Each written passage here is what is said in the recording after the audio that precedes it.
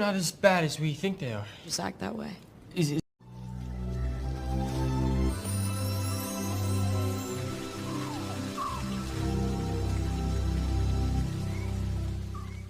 Dengan rasa penasaran yang membuncah, Hiccup mendekati tebing tempat Night Fury jatuh kemarin. Dari kejauhan ia melihat sang naga masih di sana, tidak bisa terbang. Hiccup lalu menggambar sketsa tubuhnya dan menyadari satu hal, bagian ekor Night Fury rusak, siripnya patah. Itulah alasan kenapa ia tak bisa terbang kembali.